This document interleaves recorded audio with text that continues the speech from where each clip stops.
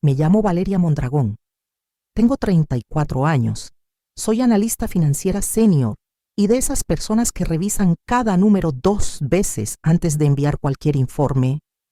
6 años en esta empresa me han enseñado a ser meticulosa, tranquila y firme bajo presión, pero esa mañana, sentada en la sala de juntas con paredes de cristal en el corazón de la Ciudad de México, no me sentía para nada tranquila.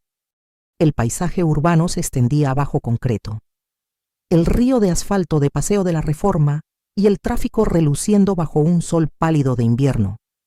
Pero dentro de la sala, el aire estaba cargado con el aroma del café que ya se había enfriado. Mis colegas llenaban las filas de sillas. Sus murmullos resonaban hasta que Esteban, nuestro director general, subió al estrado con esa sonrisa ensayada que siempre lleva puesta. Mi corazón dio un brinco. Hoy tenía que ser mi día. Aplané las manos contra mi falda, obligándome a parecer serena mientras él ajustaba el micrófono. Estamos aquí para reconocer a una líder que ha marcado la diferencia este año, comenzó Esteban. Tragué saliva con fuerza. 6 años de noches largas, cuentas salvadas, desastres evitados. Tenía que ser yo. Y entonces lo dijo. Felicidades a Camila, nuestra nueva gerente senior de operaciones. Por un segundo. No pude moverme. El nombre me golpeó como bofetada. Camila. Apenas llevaba 1 año aquí. La garganta se me secó. Pero a mi alrededor la sala estalló en aplausos. Las sillas rechinaron. Las manos chocaron. El sonido creció hasta ahogar el latido de mi propio corazón. Camila se levantó. Su sonrisa brillante como si acabara de ganar una medalla de oro en los Juegos Olímpicos. Forcé mis manos a aplaudir, con los dedos rígidos y ardientes, y giré lo suficiente para murmurar felicidades. Camila. Las palabras sabían amargas en mi lengua. Por el rabillo del ojo, noté algo extraño. Un cliente, sentado contra la pared, miraba la pantalla de proyección con el ceño fruncido. Se inclinó hacia su colega, señalando una cifra en la diapositiva trimestral que no cuadraba. Mi pecho se apretó. Esos números los conocía de memoria, me había quedado hasta después de medianoche corrigiendo errores que nadie más había visto. Esteban seguía sonriendo, ajeno a todo. Camila se regodeaba en el reflector. Yo aplaudía hasta que las palmas me dolían, tratando de sofocar el nudo que crecía en mi pecho. El ruido finalmente se apagó, pero el peso se quedó. Bajé las manos lentamente. El dolor se asentó profundo, y ya podía sentir el ardor de noches enterradas hace tiempo pujando por salir a la superficie. Los aplausos seguían resonando en mis oídos mucho después de salir de la sala, pero mi mente retrocedió a esas noches que nadie más recordaba. Esas que nunca aparecieron en discursos ni en diapositivas. Las noches en que las luces de la oficina seguían encendidas solo porque yo seguía ahí. Pensé en aquel martes del invierno pasado, cuando un error contable casi desata el caos en los reportes trimestrales. Un punto decimal mal puesto en un contrato con un proveedor se había inflado hasta convertirse en un error de millones de pesos, escondido entre capas de hojas de cálculo. Lo descubrí cerca de la medianoche, encorvada frente a mi monitor con un vaso de unicel lleno de café frío a mi lado. Si no lo hubiera corregido, las consecuencias habrían llegado al consejo directivo por la mañana. Me quedé hasta las 2 de la madrugada, revisando números hasta que los ojos me ardían, recalculando presupuestos línea por línea, cuando el error quedó borrado y las cuentas cuadraron. Mis hombros dolían como si hubiera cargado el peso de la empresa yo sola. Y, en cierto modo, así fue al día siguiente.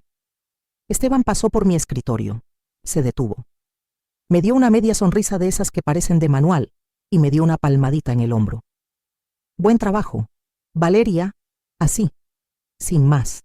Ni una mención del desastre que evité, ni un reconocimiento por las horas que había sacrificado.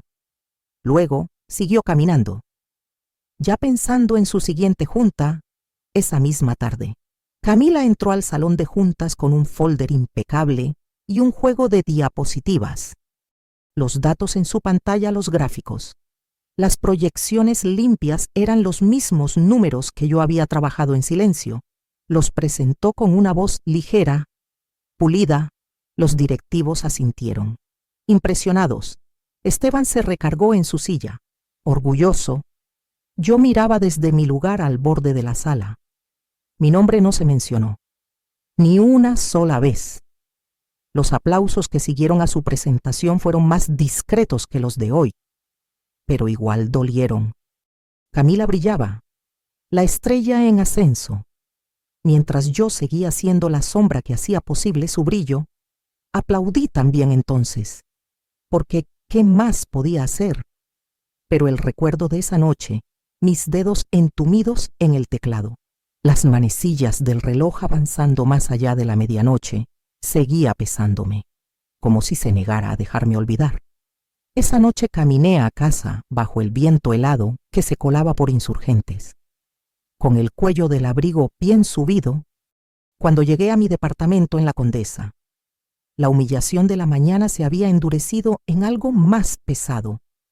Mi hermana Jimena ya estaba en el sillón, envuelta en una sudadera vieja, deslizando el dedo por la pantalla de su celular.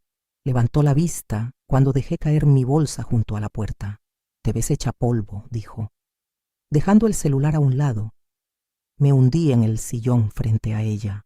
Se lo dieron a Camila, gerente senior. Menos de un año aquí, y se lleva todo lo que he trabajado por años. Mi voz se quebró antes de que pudiera detenerla. Jimena no corrió a consolarme. Esa es su forma de ser, escuchó, con sus ojos afilados fijos en mí. Dejándome desahogarme, le conté de las noches que nadie vio, del error decimal, de las horas largas que nadie mencionó. Cómo Camila presentó los números que yo había limpiado.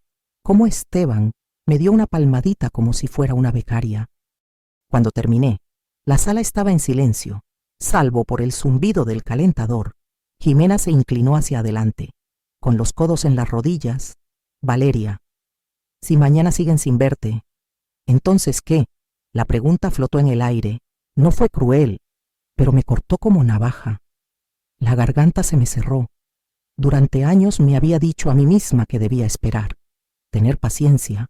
El reconocimiento llegaría, pero escuchar eso, tan claro y directo, hizo que algo dentro de mí se moviera. Intenté esquivar. «No es tan sencillo». «Sí lo es», dijo ella, suave pero firme. «Ya hiciste tu parte. Si no lo ven ahora, tal vez nunca lo harán». La grieta se formó entonces, profunda y silenciosa, una fisura en el muro que había construido para mantenerme firme. La miré y no vi lástima, solo verdad, por primera vez. Me pregunté si el ascenso que había perseguido nunca fue mío para empezar. Jimena se levantó, me sirvió un vaso de agua y lo puso en mis manos. Lo sostuve como si fuera un ancla, mi reflejo temblando en la superficie. El silencio entre nosotras más fuerte que cualquier aplauso. Las palabras de Jimena se quedaron conmigo mucho después de que se fue a dormir. Pesadas en los rincones de mi departamento, me senté en mi escritorio con solo la luz de mi laptop como compañía. El resto de la habitación oscuro, el zumbido de la ciudad afuera se había apagado, pero mi pulso no. Abrí mi correo de trabajo y comencé a retroceder. Revisando años de mensajes olvidados, correos de clientes agradeciéndome por atrapar errores que les ahorraron millones de pesos. Notas rápidas de colegas que admitían que yo había salvado sus proyectos. Incluso los correos escuetos de Esteban con su buen trabajo, que en su momento me parecieron vacíos. Ahora se apilaban como evidencia de un patrón elogios sin reconocimiento. Gratitud sin recompensa. Empecé a guardar todo. PDFs, capturas de pantalla, archivos adjuntos. Creé una carpeta nueva en mi escritorio y la nombré Caso Baitretos Castee. El número no fue al azar. Era el identificador de un caso antiguo que presenté en la línea ética por una colega. Ese caso se desvaneció en el silencio. Nunca más mencionado, pero yo lo recordaba. Esto ahora era mío. Archivo por archivo. La carpeta creció. Conciliaciones trimestrales que hice sola. Pronósticos de presupuesto que salvaron departamentos enteros de desastres. Correcciones de crisis que solo yo y un cursor parpadeante presenciamos a la 1 de la madrugada. Cada documento era como recuperar una parte de mí, un registro que probaba que no había sido invisible, sin importar cuánto quisieran borrarme. Para cuando el reloj pasó de las 2, mis ojos ardían, pero no podía parar. Abrí una plantilla de currículum en blanco y comencé a escribir. Títulos, fechas, puntos clave. El lenguaje que había ayudado a pulir para otros, pero nunca pensé en afilar para mí. Saqué información de los archivos, tejiendo logros en algo sólido, algo que pudiera llevarme conmigo. El cursor parpadeaba al final de la página, esperando, por primera vez en 6 años. No estaba llenando espacios para alguien más. Estaba escribiendo la historia de mi propio valor. Me recargué en la silla, estirando los brazos hasta que mis articulaciones tronaron. Afuera, las luces de la calle titilaban contra la nieve silenciosa. Dentro, la carpeta latía con pruebas, más fuerte que cualquier aplauso que Esteban jamás me negó.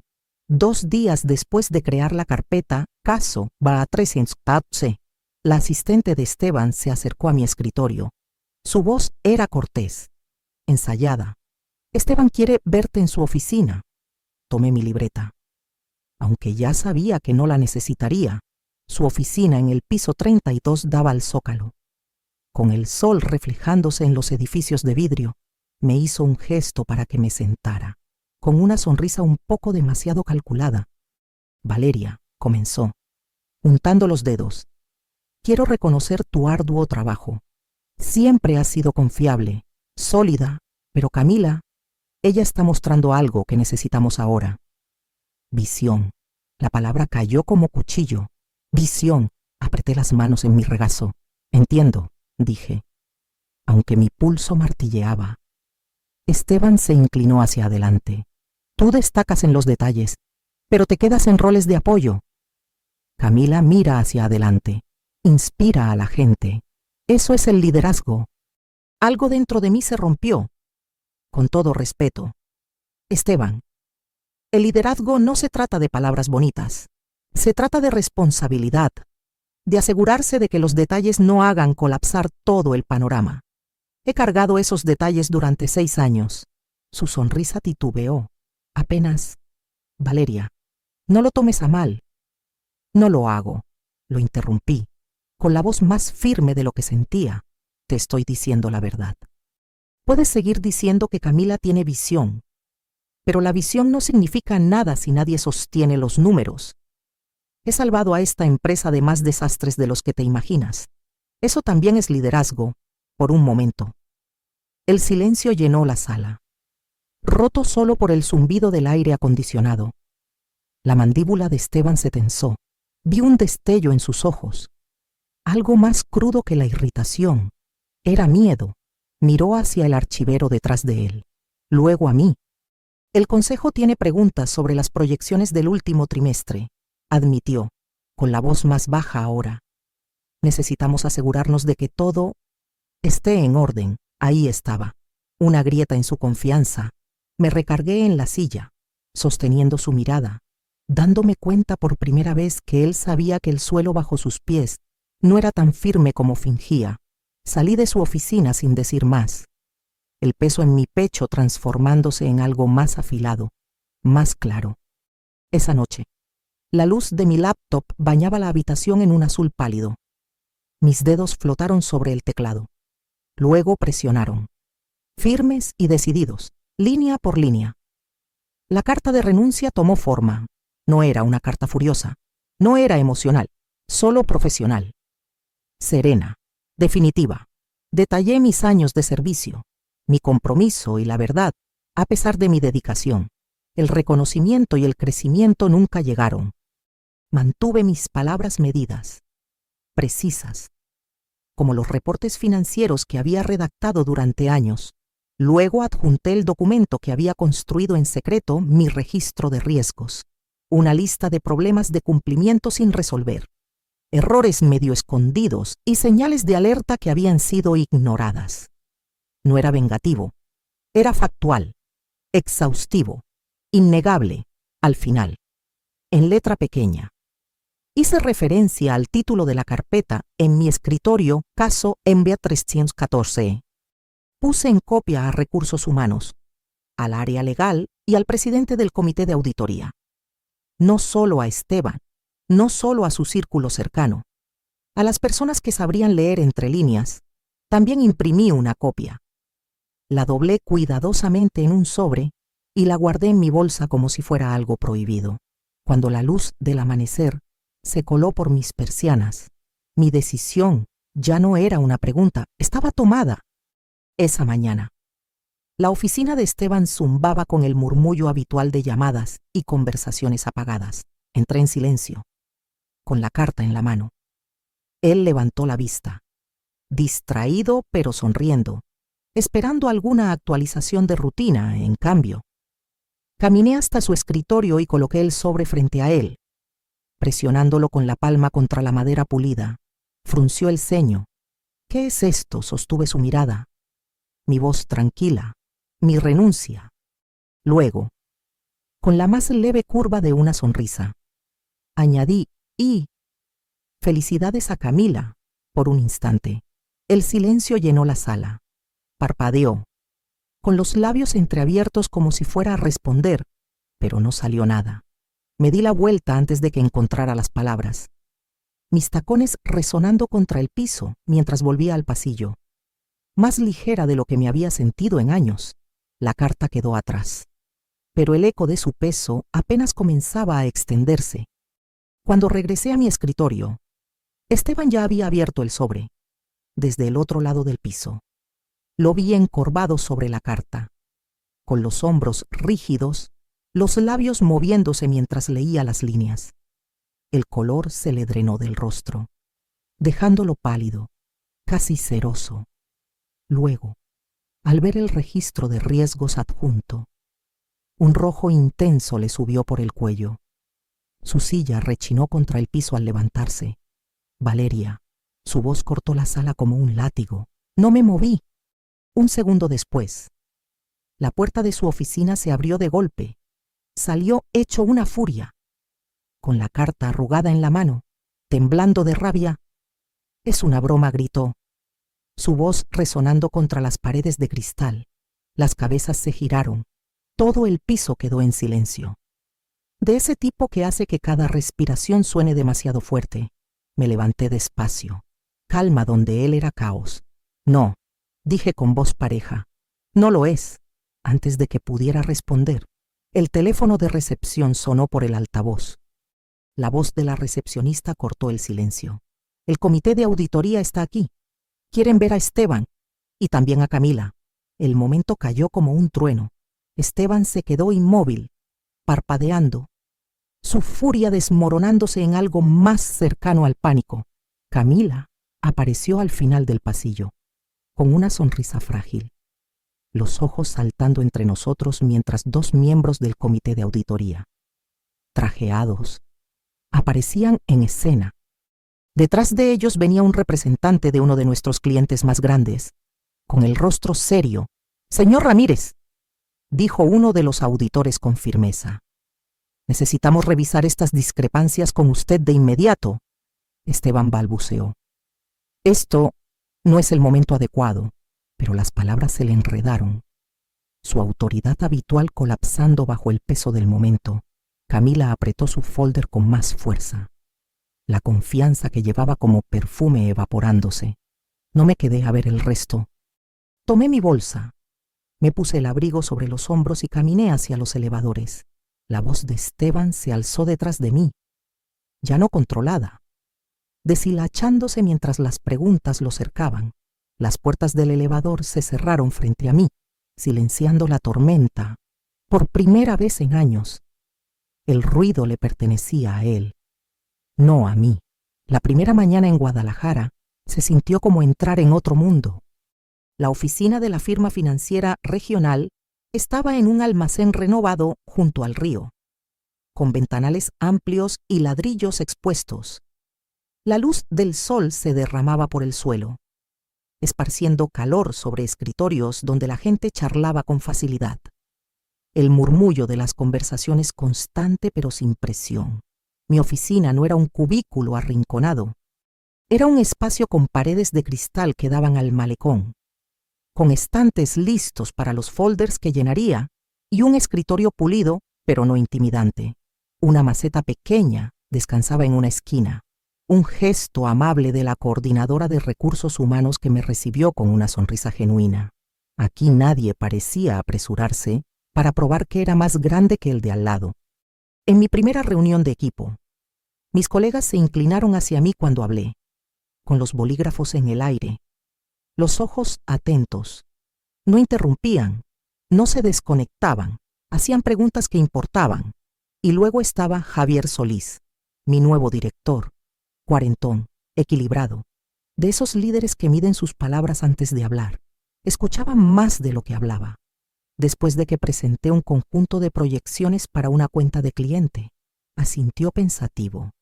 Valeria, ¿cuál es tu juicio aquí?, preguntó. No solo números, no solo datos, juicio. La garganta se me cerró. La palabra tan extraña y a la vez tan simple. Le di mi análisis, cuidadoso pero seguro. Él escuchó. Luego dijo, bien, vamos a construir sobre eso, sin palmaditas en el hombro, sin condescendencia, solo respeto. El alivio fue casi físico, como aflojar un cinturón que había estado demasiado apretado por años. Pero por las noches, cuando las luces de la oficina se apagaban y me sentaba en mi departamento, los fantasmas regresaban. Me sorprendía abriendo correos antiguos de la Ciudad de México, releyendo agradecimientos de clientes y los mensajes escuetos de Esteban, como si necesitara recordarme que lo que hice allá fue real. Cerraba la laptop. Me sentaba en el sillón en el silencio y miraba el horizonte de Guadalajara. La ciudad se sentía más pequeña, más estable, el cielo arriba menos abarrotado. Pero dentro de mí, no estaba segura de si realmente había dejado todo atrás, o si el pasado aún me seguía. Hilo por hilo, las llamadas comenzaron como susurros. Una antigua colega de la Ciudad de México me contactó una tarde mientras revisaba un portafolio de cliente. Su voz era baja. Urgente. Valeria, no lo vas a creer. Esteban está bajo investigación interna. El consejo por fin intervino. Apreté el teléfono contra mi oreja, aunque mi pulso se mantuvo firme. Ella siguió hablando de auditores revisando meses de proyecciones, de juntas que terminaban en gritos detrás de puertas cerradas. El nombre de Esteban, antes pronunciado con reverencia, ahora cargaba el peso de la sospecha. Una semana después, otra llamada, esta vez de un cliente al que una vez rescaté durante una crisis. Ya perdieron el control allá, dijo. Facturas retrasadas, datos que no coinciden. Vamos a mover nuestra cuenta. Su tono era firme, sin regodeo, solo práctico. Luego vino el nombre de Camila. Un mensaje de un contacto en común la describió como superada por las circunstancias, luchando por mantener el ritmo con responsabilidades que nunca aprendió a cargar. El brillo pulido se había opacado, y detrás quedaban grietas que nadie podía ignorar. Esa noche me senté frente a Jimena en una cafetería en Guadalajara, con el aroma de granos tostados flotando a nuestro alrededor. Ella removía su bebida con una sonrisa apenas esbozada. «Estás tranquila». Ni un poquito de satisfacción, reí suavemente, negando con la cabeza. «Ya no es mi problema». Ella ladeó la cabeza, estudiándome, aún así. Después de todo, me recargué, observando el vapor que se elevaba de mi taza. «Lo que les pase no tiene que ver conmigo. Ya me fui». Jimena sonrió, pero no insistió. Afuera, las luces de la ciudad se reflejaban en el río, firmes y seguras. No sentí emoción, ni hambre de revancha, Solo una certeza tranquila de que la justicia tiene su propio reloj. Y por fin estaba sonando. Tomé mi bolsa mientras mi celular vibraba de nuevo, otra llamada perdida de un ex colega. La silencié y guardé el teléfono. La vieja torre en la Ciudad de México podía desmoronarse ladrillo por ladrillo. Pero yo ya no estaba parada bajo ella. El departamento estaba en silencio. Salvo por el leve zumbido del calentador, la noche se había asentado pesada sobre Guadalajara. El río afuera de mi ventana destellando con luces dispersas. Me senté en el suelo con un martillo y un marco pequeño. El tipo de tarea que había pospuesto hasta esa noche. Dentro del marco estaba un correo sencillo que había impreso de años atrás. No era nada fancy. Solo una nota breve de un cliente: Valeria. Nos salvaste. Tu atención al detalle nos mantuvo a flote. Nunca lo olvidaremos.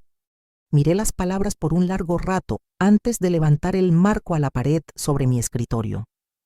El clavo sonó al encajarse. El marco asentándose en su lugar. El correo no hablaba de ascensos ni títulos. Era la prueba de que el trabajo que hice importó, aunque lo olvidaran quienes firmaban mis cheques. De mi bolsa saqué un papelito, escrito de mi puño y letra. 4 palabras. No esperes que te vean. Lo pegué justo debajo del marco, el papel ondeando ligeramente con la corriente del aire. Debajo, en letras más pequeñas que añadí después, brilla tú misma. Di un paso atrás, con los brazos cruzados, y dejé que la imagen se asentara. Durante 6 años, me di mi valor a través de la aprobación de Esteban. De juntas donde la sonrisa de Camila opacaba las horas que pasé detrás de los números. Ahora, por primera vez, no necesitaba sus ojos sobre mí. No necesitaba sus aplausos. La luz de la lámpara del escritorio bañaba la pared, suave y constante. Mi pecho se aflojó con una calma que no había sentido en años. Esto no se trataba de que Esteban perdiera el control o de que Camila tropezara bajo un peso que no podía llevar. Se trataba de que yo por fin me veía sin su filtro. Cerré mi laptop, dejando sin leer la última notificación de un antiguo colega. La pared frente a mí era suficiente. Por primera vez desde que entré en ese rascacielos de la Ciudad de México, me sentí completa. No por lo que dejé atrás, sino por lo que elegí llevar conmigo.